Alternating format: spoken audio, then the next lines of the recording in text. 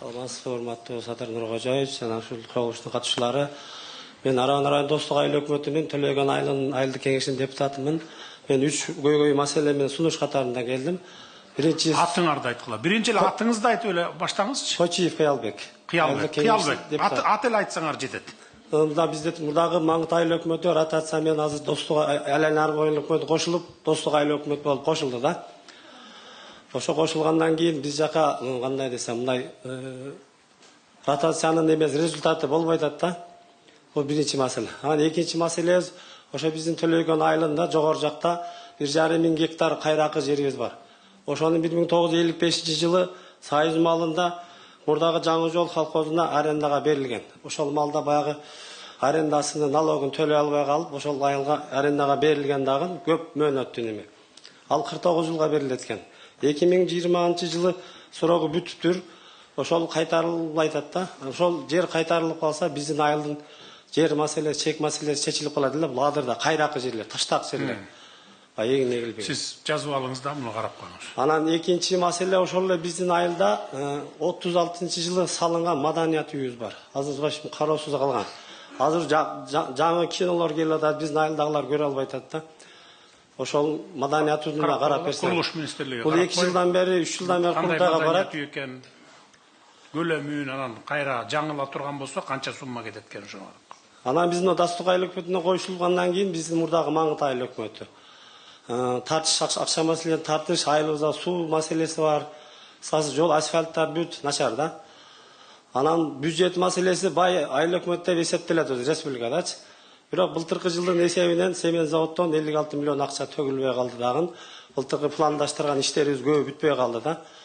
Ошого мен ушул айылдын 15 миң адам жашайт, ошо мурдагы Маңгыт фондунан бул кичине акча маселесинен ушу биздин Достук айыл өкмөтүнө көңүл буруп коюшуңузду суранат элем да. Рахмат. Үчүнчү микрофон. Аз мен буга чейинки жанагы бала бакча иштеткен эжеге бир эсиме түшүп калганда айтып коеюн. Жалпы эле кыргызстандыктарга тиешелүү кимде ким бала бакча курам, мектеп курам деген болсо жеке биз жерлерди бекер берип атабыз. Райондордун центрларына, райондордун борборлоруна, кичи шаарларга и областтардын борборлоруна, анан Бишкек, Ошко. Мына Бишкекте, Ошто берип атабыз биз. Бекер беребиз да. 1 гектар, 2 гектарга чейин мектеп менен бала бакчанын көлөмүнө жараша. Анткени биз мектептерди салып кубалап жете албай атабыз да. Жылда төрөлгөн балдарыбыз, анан бала бакчага барган, мектепке барган балдарыбыз көбөйүп атат да. Жылына мамлекет 20-30 мектеп, 50-60 мектептен салышыбыз керек болуп атат. Ошон үчүн жеке жактарды дагы жардамга чакырып атабыз. Биз жерди бекер беребиз. Мына жеке менчик бала бакча, жеке менчик мектеп аш деп. Ошон үчүн сиздерге маалымат катары. Ошко, Оштун өзүнө. Бала бакча мектеп салам деп, Давайте отказ кылбагыла, срочно деген жер таап бергиле. Кайсыл мектепте жанагы азыр 40ка чейин бала, 45ке чейин окуп атпайбы? Биз ошол райондордо, жетишпеген райондордон жер таап туруп бергиле да. 50 сотук болобу, 1 гектар болобу бергиле, салсын, жеке менчик кылып окута берсин. Балдарды бала бакчага алсын, мектепке окутсун балдар. Отказ кылбайт. Мына отказ кылбайт, биз берип атабыз мына. Түшүндүңүз, көзөмөлгө алгыла мына. Üçüncü mikrofon. Урматтуу президентибиз Садыр Нуркожоевич, мен Ош шаарынын тургуну кечээ немеге жетишпей калдым, түрмөгө жетип. Ураимова Жээнбө. Мен өзүм жеке неме менен келдим сизге. Мен ушу Кара суу базарында иштеп, Кушпакова Лайли деген сүткөргө алданып калганмын.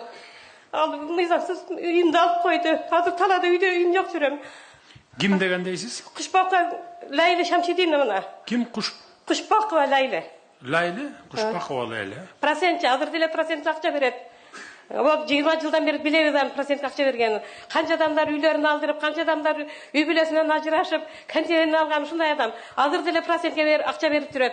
Өткөндө неме январда сүткөрлөр боюнча неме чыкканда 6 арыз жаздык СМБга. Жазсак, СМБ прокуратурага өткөрүп бериптир. Прокуратура Кара суунун да болгон да болуш. Кара суунун немесин өткөрүп бергенден кийин үчөөбүз менен соттошкон бул. Арзангандардан. Түшүнүктүү. Азырдагыла. Sevgi neme жоқ дейді. Жоқ, Мен үйім мындай кылыңыз азыр. Улуттук коопсуздук менен ички иштер министрлиги. Мен силерге тапшырма бергем, мошенничество боюнча түшкөн арыздардын баарын карап, адилеттүүлүктү ордуна келтирип, эки тарап болгон болсо, карыз болсо алып берип, алдап кеткен болсо кайтартып берип, ушундай кылгыла да. Түшүндүңүздөр, Мурда бул ишти каралар жасачу, билесиздер, Чорныйлар деп коебуз, криминальный мир деп. Барып туруп арызданса, бир күндө алып берчү дагы экинчи тарабына минип алчу. Сен жарымын мага бересиң деп, анан дагы муну бер, дагы тигини бер деп отуруп, алып бергенден артыгын чыгарып ийчү. Анан биз бүгүнкү күндө андайлар жок, мындан ары болбойт дагы, ага биз аябай катуу карайбыз, криминальный мирдин жок болушуна. Ошондуктан мынакей ички иштер министри менен улуттук коопсуздук кызматы мына прокуратура дагы билет, мен айтканмын тиги баш прокурорго. Мошенничество менен түшкөн арыздарды, баягы карыз бири-биринен, андайлар аябай көп болуп атпайбы азыр? Алып алат, бербей кетет, же болбосо анан распискасы жок, анан мындай деп доказать этет. Баягы эки жакта отургузгула дагы уксаңар эле белгилүү болот. Мына монтип уксаңар эле белгилүү болот да, кимиси күнөөлүү, чынбы? Бияка берип кой деп алып берип койгула. Бербейби? Эгерден шунчалык бир жанагындай зөөкүрлөнүп, нахалдана турган болсо алып барып камап койгула. Анан жакындары чуркап жүрүп эле берет. Андай случайлар көп болду. Миңдеп саналат андай бүгүнкү күнгө чейин. Түшүндүңөр, Бияка кайрыласыздар азыр чыккандай. Olup, men dagы сөзüm бар. Дагы козготосуз азыр бияка чыгып туруп, эгерде алып бербей аткан болсоңуз. Аны актап ийди. Анын үстүнө бул жерде. Dördüncü. Ошо Карагыла, мына иш козгоп анан эме кылып турган, кайра жаап койгон ал туура эмес да. Жороев Хабибулла Шайлоевич. Кабибулла да? Район центрден 150-200 километр алыстыкта жашайбыз. Биздин биринчи көйгөй айылыбызда бир мектеп бар, бирден 4ке чейин башталгыч мектеп бар да. Ол Арис программасы боюнча салынган мектеп. Онун ичинде печке ортодо курулган, үстүдөн шипырлар пакса менен бүткөн. Үстүдө шипырлар жарылган, тамчы өтөт, кышында түтөйт, балдар окушко ошо мүмкүнчүлүк жок да. Даже азыркы мезгилде светам жок ошо мектепте. Вообще курулган, светам тартылган эмес. Биз ошо райондон алыс жайгашкандыктан өтө бизге Кайсы айыл дедиңиз, айылына? Кичалай, Акбуран башына.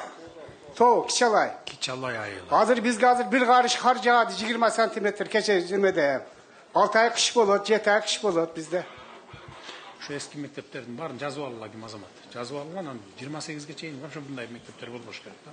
Бүт жаңырт чыгат. Мектеп ошо Дүшөн мектеби дейт илгеркте. Ортодо печке бар, түтө. Болду, жазып алдык. Метрде балдарды ташыйт да. Ошого 5 арча компаниясы бар. Ошолор жолтар, бир бусигибиз бар, кичи автобус балдарды ташый турган. Унун эскилиги жеткен. Күндө оңдойбуз болбойт, балдар 10 километр катташ өтө кыйын да. Şu мүмкүнчүлүк болсо бир бусик берсеңиз, шуга бир жардам кылып. Кичи автобус. Так, кичи автобус. Немеден келгендер барбы? Автобустардан калганбы жанакы? Калган жок, Так, анда Жүздөн баарын таратып бергенбиз ушундай айылдарга. Калбай калды. Сен жазып кой, мен унутуп калбайын, эстетип коесуң. Мен өзүмө да жазып алдым. Бир автобус алып жибербейли да. Кичи автобус. Балдар таккан бусик.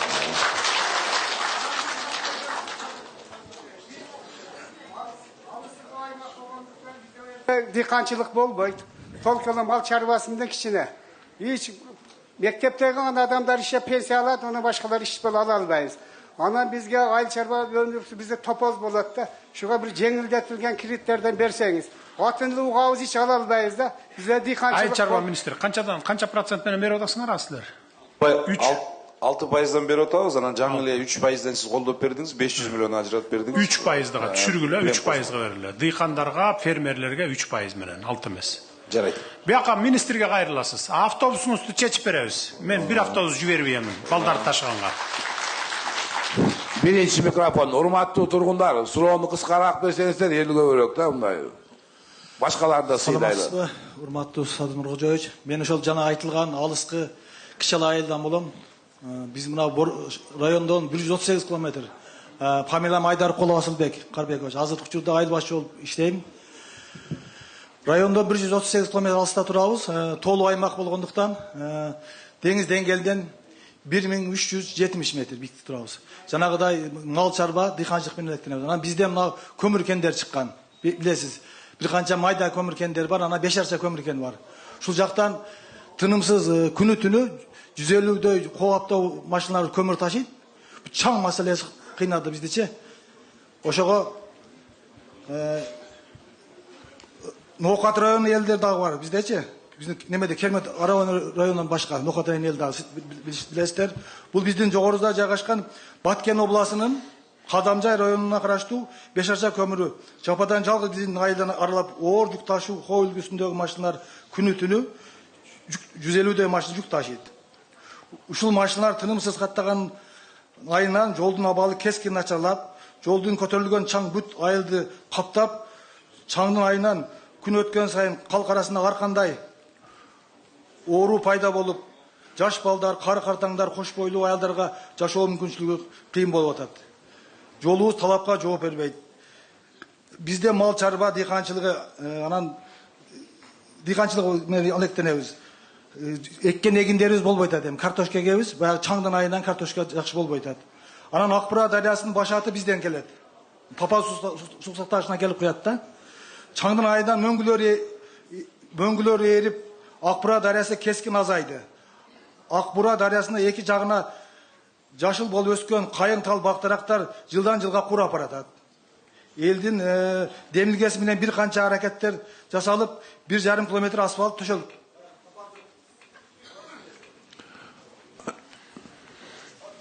Жолдорго асфальттарды эме силердикине да жетебиз кезек келет ага. Биз азыр биринчи стратегиялык маанидеги жолдорду, эл аралык жолдорду, анан эки райондорду бириктирген жолдорду жасап баратабыз. Силердин жолдорго деле бир эмдиги жылы, аркы жылдары жетип калабыз. Айылдын жолу экен да, айылдын арасындагы жолдорго жетебиз.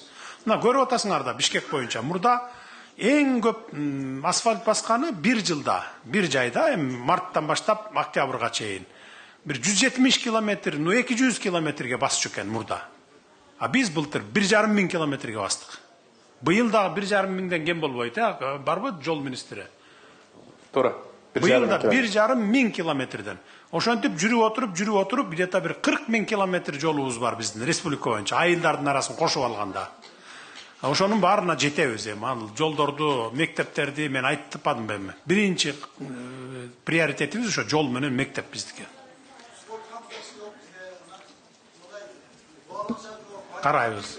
Немеңер барбы? Мини футбольный поляңар барбы, жокпу? Силердин айылга Кудай буйрса бир эмдиги жылдарды жетип калат. Бир мини футбольный эме болот силерде. Ар бир айылга салып келтабыз республика боюнча.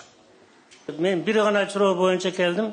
1737 жылдан бери сакталып келген Кыргыздын тарыхый нерселерини биз уламыштап, бирибизден бирибизге өткөрүп, ал сизге качан Кыргыздан жакшы хан койгонда алып барып бергин деген ошо сурооду аткарганы келдим. Мен сизге ошо китеп тапшырганы.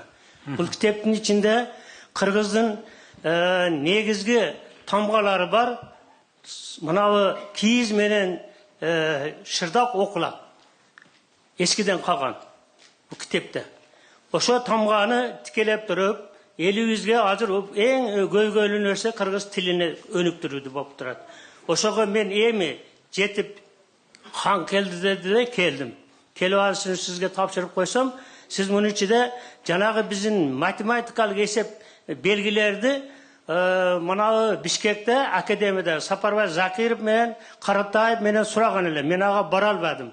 Şonun için özü aksakaldar etkende Kırgız'ın hanı kelgende beresin dedim. Bana sizge tapşırgana geldim. Geliniz, ap geliniz. Özün der koy. Ciğer koy özün.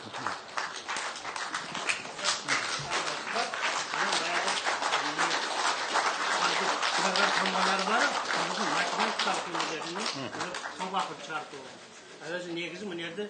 Rütbukları tamgalı alfabetlerinde bana şu Kırgız tapkagan nemeler tarifli sancalarında kolmu içinde dayan.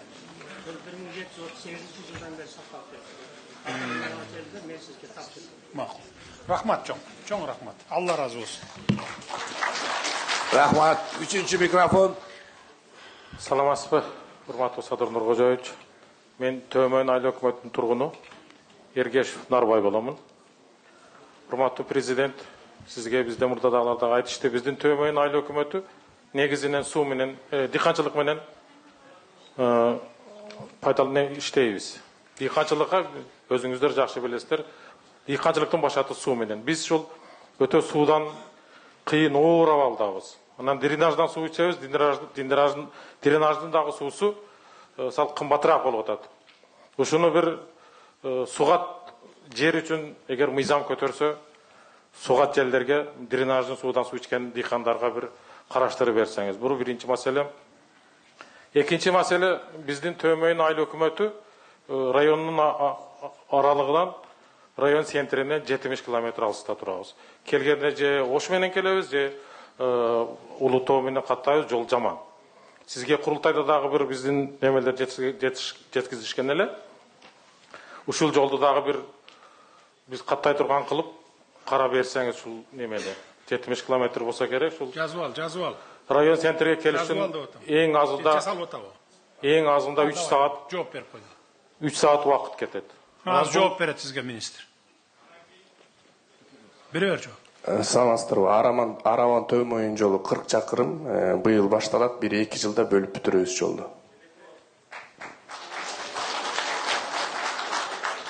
Assalamu alaikum jamaat. Ben Ormanov Qo'shaqboyman, Kermatov ayыл hökümetinden benim ülüşümün toxtamı yok bolup atat. Arxivde de yok. Nemede de yeşti. Kolunuzda dokumentiniz var mı? Ülüş yeri, Ülüş yerimin çek var yok, nalog, sosman var yok tölengen. Arxivden de yeşti çıkmadı. Ülüş yerinizge gök kitap aldınız böyle 90 Yok, yılda. algan emasmin. Hani albasanız yok boladı arxivde. Oşoğunu kimge gayrılsak, qanday qılabız arxivden. Al yerde işlet otasız mı özünüz je vapşe yok? İşlet otam. Ha özünüz işlet otasız, birok dokumenti yok. Dokument gereken toxtam yok bolup atat. Göz register atkazıldı. Ha siz 90 yıldan beri yer bölüştürgönden beri, ülüş yer bölüştürgönden işletip kelesiz ha? 96-yılı berilgen eken. Ha. Gülü arka. Ha boldu oşondan beri işletip kelatsa özü. Vastanevet etip bergile da, kılıp bergile da dokumenti. Yok bolsa jasap bergile. Eğer özü oşonca yıldan beri ülüş yer katар işletip kelatkan bolsa. Registerden atkaz kıldı, sot kalardı, sot. Göz register karatdı, şunu çeşip verseniz. Tüzüp jasap bergile dokumenti. Eğer talaş yeri bolbosa, bu yak başka kişinin yeri bolbosa. Jasap bergile. Birinci mikrofon. Саламатсызбы, Садыр Нуркожоевич. Мен Араван айылынан Гапиров Элмурат болом. Мен бир көйгөй менен келдим. Бул жерге өзү негизи апам келмек болуш керек эле, бирок ден соолугуна байланыштуу келе албады. Атыңыз ким дедиңиз? Элмурат. Элмурат. 86-га кирген апам өз эмгеги менен мына Аравандын центринде, сайдын жээгинде 3 этаж имарат салган. Капитальный строение.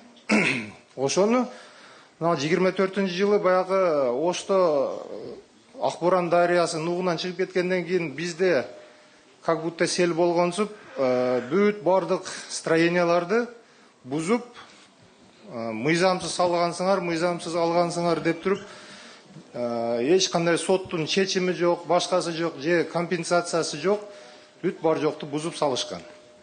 Биз сотко кайрылайлык десек, ошол кездеги жергиликтүү УКМКнын жетекчиси Жолдош деген Сагынбаев болса керек фамилиясы. Кайрылсаңар кайрылгиле, бирок по-любому сот биз тарапка чечип берет деп биздин үмүтүбүздү өчүрүп койду. Документтериңер бар беле? Бүт АПЗ, акт приемки, негизи Sen мындай кыл, Нурдан, Курулуш министрлиги. Отура берсең Нут кызмат. Силер эми биз правбыз дейсиңер да баары бир. Нурдан, sen bu жигитти эриштип алып барып азыр чогулуштан кийин бүт документтерин карап, ошо чындап эле мыйзамсыз салынганбы, же болбосо ошо мыйзамдуу эле болуп туруп, жана булардын арызы чынбы, ошону мага азыр түштөн кийин айтчы анан. Жарайт. Телефондон айтасың, түшүндүм. Бияк менен чогуу барып туруп бүт документтериңерди көргөзгүлө. Рахмат. Üçüncü mikrofon. Assalamu alaikum. Hurmatly Sadır Nurkojayevich, men Çegavat ayıl hökümetinin jergilükli deputatı Ergeşbay ulu Murat Bekmen.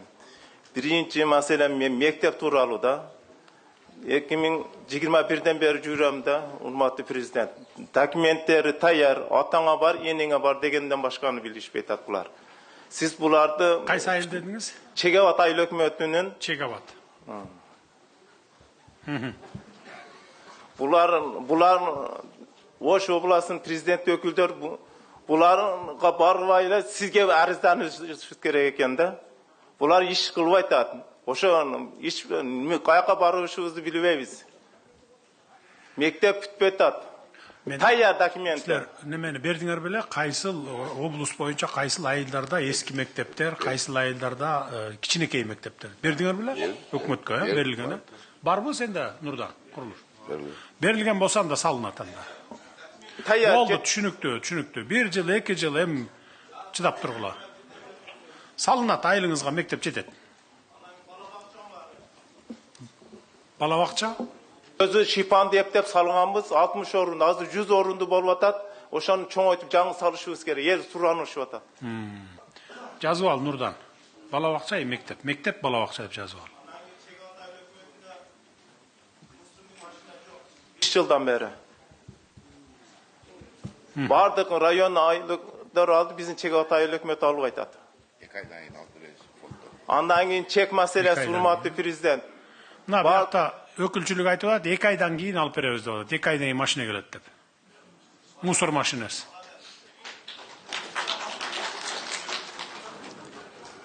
Булар иштебей атат. Араван району айыл өкмөттөргөчө иштебей атат булар. Зомбулук чорнийлерди жоготуңар, булар чорнийлерден эми өтүп кетти. Эмне кылып өтүп атышат? Эмне кылып?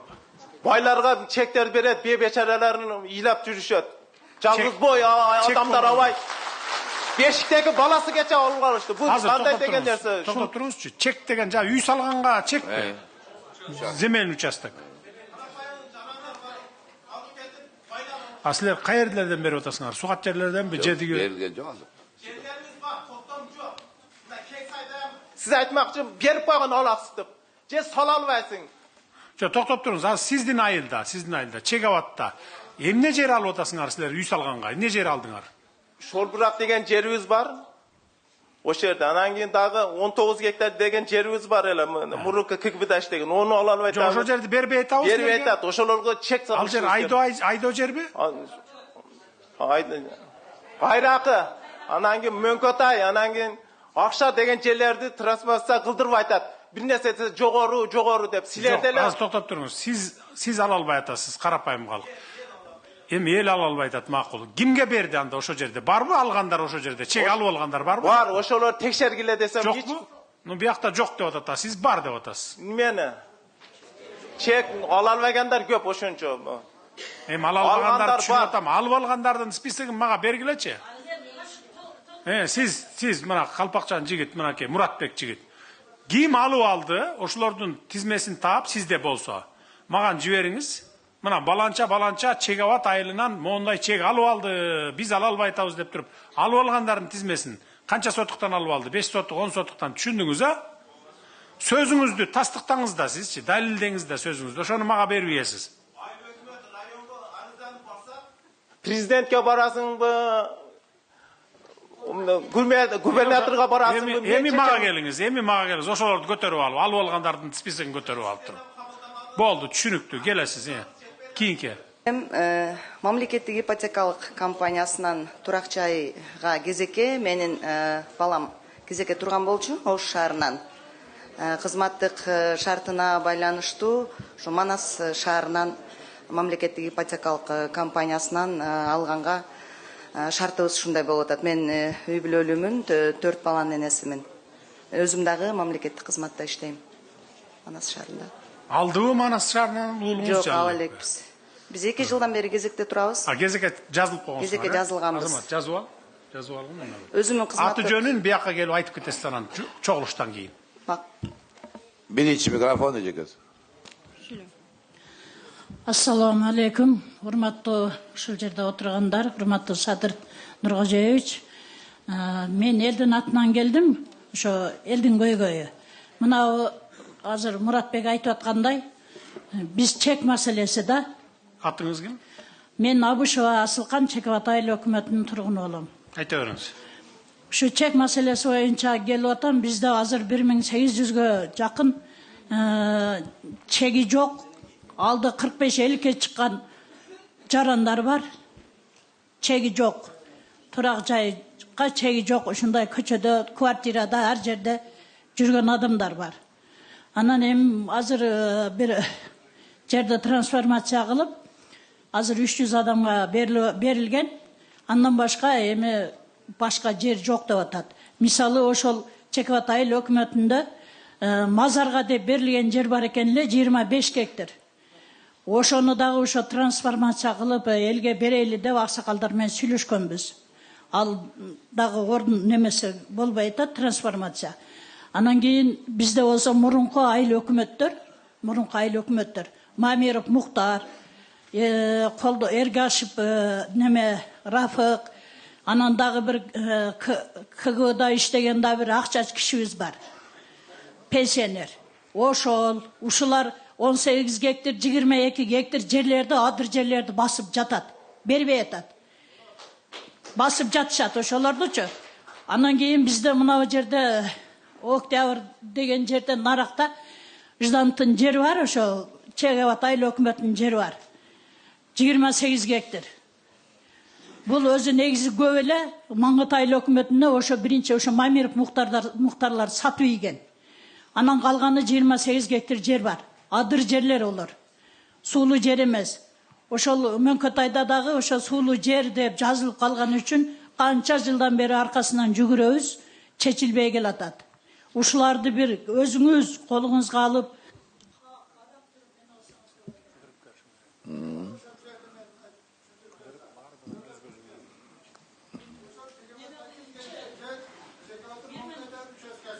Бу Чекеват Араванга чейин канча километр айылыңар? Жанында 6 километр. 6 километр,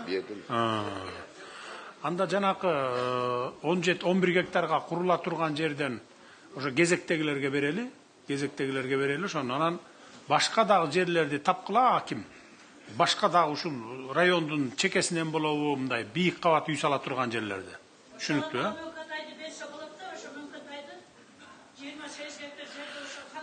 Өкүлчүлүк менен аким кыдырып чыккыла дагы маган жерлерди көрсөткүлө. Мына мо жерге болот экен, тиг жерге болот экен деп. Ошол кезекте турган, чек алам деп кезекте тургандарга биринчи очередь бергидей бололу.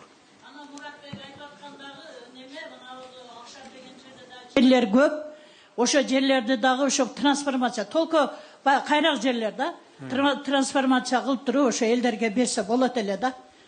Колдон келишинче мындай жеке үйгө эмес, бийик кабат үйлөрдү сала турган. Түшүнүңөр, микрорайон кылып сала тургандай кылып туруп берели. Түшүнүктүү, кийинкиси. Экинчи микрофон. Ассаламу алейкум. Урматтуу Садыр Нуркожоевич. Менин атын жөнүм Орунбаев Аслан. Мен Араван районунун Дөбө-Коргон айыл өкмөтүнүн Бостон айылынын тургуну болом. Биздин Дөбө-Коргон айыл өкмөтүндө там жай чек маселеси өтө кыйын болуп жатат. Ар бир айыл аймактарда ар бир үйдө 2-3 үй бүлө, жаш үй бүлөлөр жашайт. Ошон үчүн ушул чек маселесин карап бериңизден сизден суранып келем. Кайсы айыл дейсиңер? Дөбө-Коргон айыл өкмөтү, Бостон айылы тургуну болом. Араванга канча километр айылыңар? 8-9 километр болсо керек. Жакын эле экен да. 15 километр экен. Бияктыкын да ошондой метод менен чечсек болот экен. Ушунун үстүндө иштегиле. Жерлерди тапкыласа. Жарайт. Түшүнүктүү. Рахмат. Үчүнчү микрофон. Алло, ассаламу алейкум. Hurmatly prezident, hoş geldiniz. Men Yusuf Bayıl hükümetinin Oktyabr uchastkasının Nabor köçünün yaşausu Ali Arxonun Madalıxon bolam. Şu birinci masala suv masalasi dediniz, mana Xudoga shukr dekonchilarimiz yaxshi bo'lyapti. Şu suvdan jine qiyinchilik bor. Bizda ariq bor o'sha yerda Nabor uchastkasida ayildi. Juda torda shu kengaytirish iloji bo'lsa suv xo'jaligi aytasizmi? Suv yetmayapti. Avron qilishadi. Ekinlar qurib qolyapti to'g'risi. Iloji boricha yetkazib bersa yaxshi bo'lardi elga, dehqonlarga. Ikkinchi masala yo'l. Aytganingiz bo'yicha men o'sha yerga chiqqanimga 40 yil bo'ldi-da. Hozir 70 ga kirdim, 30 yoshimda chiqqanman. Yo'l masalasi shu sayis paytida qilingan. Rasvo chiqib ketgan, mashina yaxshi yura olmaydi. Boldar qiynaladi qishda, mezgilida. Aravon sentrigacha 5 kilometr borda. Yana keyin uchinchisi bog'cha bilan fab kerak bizga bitta o'sha yerga. Nimaga deganda 150 xo'jalik bo'ldik. 600-700 odam yashaydi, bu yog'i 1000 ga yaqin. bitta kichkinaroq bo'lsa ham bog'cha menen ki fab kerak bizga. Baldarni nimasi yetarab pastga olib tushishga to'g'ri keladi ekan. Mashinasi bor, mashinasi borlarga bo'laveradi. Yo'q odamlar nima qiladi endi? Tashqi kira qilayin desa qimmat turadi. Shunga bir harakat qilib, o'z yordam qilib, biz oilda ham bir qarashtirib qo'ysangiz, shu sunish bor xolos, xudo xolasa. Shu. Хорошо. Ma'qul, jaraydi.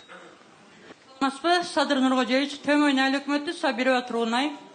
Mening eng birinchi ko'tarib turgan masalam bizda Tömoynda 20 ming xalq bor da, 20 mingdan oshdi. Biroq hozirgi kunda bizning to'rat uyimiz bor, Javlu arapasida turadi.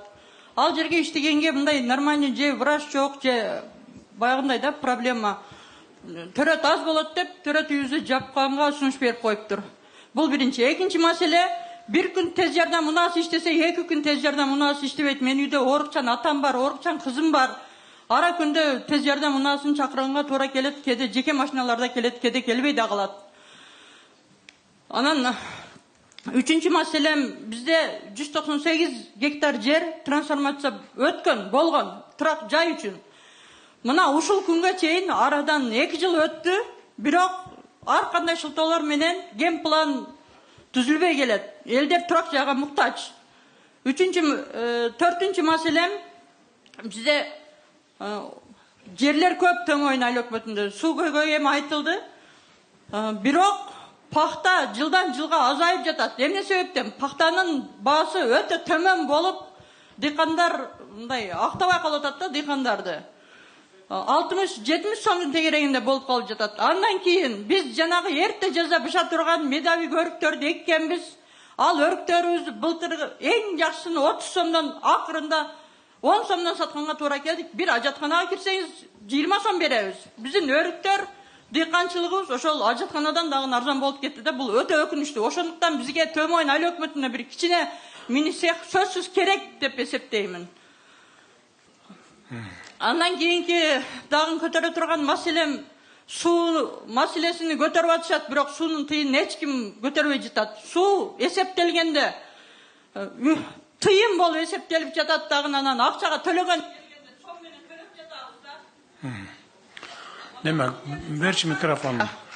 Son korrupsiya mana ушул сууда. Su problemasını hemen karap çetçet. Ova, Töret uyun japkanada da ötmez mi? Kança orundu töret uyu var sizlerde? Bir koyka var. Bir koyka. Anan al jerge baylardım. Ayıl boyunca ошондо bir koyka. Ova biz mına Aravan rayonundan mına Ulu Toğlu'nun yolu menen gelsek 65 kilometreden kelebиз. Eğer Oş menen aylansak 115 kilometr yol жүрүшүбүзгө туура келет. Биздин Tömoyn aile hukumatыбызга bir koyka bolsa dagы мындай заманбап bir жакшы төрөт үйүн сөзсүз керек. Ал жерге мындай колунда бар байлар барбайт. Бечара эң кыйналгандар ошол Tömoynда төрөйт. Министр барбы маалыматыңыз бул? Маалыматым бар. 2000 Азыр уп үчүн айтып үчүн айт. 2025-жылы Tömoynда 450 төрөт болсо, бул ошо 450-нин 350-сү Кызылкаяга барып төрөшкөн. Tömoynун өзүндө 44 гана төрөт кабыл алынган. 2026-жылдын 1-кварталында 6 гана төрөт Tömoynун өзүндө болгон, калгандары же Кызылкая же Ошко кетишкен. Чынында Tömoyндун Араванга болгон расстояниясы 65 километр, бирок кышында машина жүрүү чынында кыйын экен. Эмнеге башка жакка кетишкен? Значит, сапаты, баягы немеси, состояниясы начар. Ал жерде бир эле төрөт койкасы бар, анан 3 акушер бар. Ошондон эл билбем, ошо 350-сү сыртка барып төрөптүр да. Значит, демек шарты начар болушу мүмкүн. Силер мындай кылдык. Бул жерден канча километр? 65 километр. 65 километр. Ол жолдагы аябай начар жол. Келер келгенче мына ичеги. Так, давай анда мындай кылалы. Ал жердин шартын жакшыртып бергиле. Эң жок дегенде бир 5-10 койкага кылып даярдап неме кылгыла. Түшүнүктүү? Гинеколог. Үчөө бар деп атат го. 3 акушер бар. Акушеркалар бар, гинеколог. Депозит менен келген гинекологубуз 3 күн турду дагы, аны дагы роддомго киргизбей бул жака. Азыр эми мына апрелден баштап медиктер менен мугалимдердин зарплатасы көтөрүлдү. Ошондо азыр бир 30 миң алып аткан 60-65ке чейин алат, туурабы? Ошондо жанакы вакантный орундар жабылат деп үмүт кылып атабыз да биз, туурабы? Төмөйүндүн өзүнөн чыккан 20 дарыгер бар экен. Бирок бирөө дагы Төмөйүндө иштебейт экен. Башка жактарга, Ошко, Жалал Абад, Бишкекке кетип калган. Анан Төмөйүн боюнча мындай сунуш оңоюраак болот экен. Булар 350сү Кызыл Каяга барып төрөт экен. Кызыл Каянын территориясы Араванга карабагандыгы үчүн ал жакта эми жат сыяктуу жанагындай биздин район эмес, биздин территория эмес дейт экен. Бирок расстояниясы 17 километр экен да. Биз азыр мындай сунуш киргизейин деп атабыз. Төмөйүндүн калкын Кызыл Каяга тейлей турган кылып, министерстводон приказ чыгарып, ошол жака байлайын деп атабыз. Эмнеден де ошол 350-400 төрөт ал жака Кызыл Каяга барганда алар эч кандай маселе жок кабыл алуусу үчүн. Ошондо 17 километр жүрүп калышат экен, а скорый каерде силердин скорыйыңар? Ошо Өкмөтүндө. Бияктан чакырасыңарбы анан ошондо? Жок, ошол Төмөйүн айыл өкмөтүнүн өзүнүн скорый бар. Өзүнүн скорый бар, бирок ол скорый бир күн иштесе, 2 күн иштебейт. Неге? Эскиби? Эски, бузук. 2 күндүн биринде бузулат. Кызыл Каяга байлап берсек, бул маселеде азыр мындай туруптурла, Кызыл Каяга байлап бергиле. Бир скорыйдан да скорыйын жаңыртып берели анда. Бир скорыйды. Ошону менен ташып тургадай болсун анда. Мен көрөлгөм, мына 47 жашка кирдим. Наоборот, ошол роддомду күчөтүп бериңиздер. Мен ошону суранып жатам. Бир койка болсун. Болду, түшүнүктүү. Эми мындай кылалы, урматтуу аравандыктар, урматтуу мекендештер. Мага уруксат берсеңиздер, мен кийинки жолугушууларым бар, барат элем. Токтоп туруңуз. Тынчып тургула, угуп тургула. Угуп туруңуздар. Угуп туруңуздар. Ар бириңиздердин катыңыздар, сөзүңүздөр жетет мага. Мына могу жерде бардык министр калат. Мен гана кетем азыр. Токтоп тургула. Угуп туруңуздар, мына өкүлчүлүк калат, администрациядан келген управделами калат, бүтүндөй министрлик бардыгы калат. Мен гана чыгып кетем. Мага уруксат бергиле, башка мероприятияларым бар меники.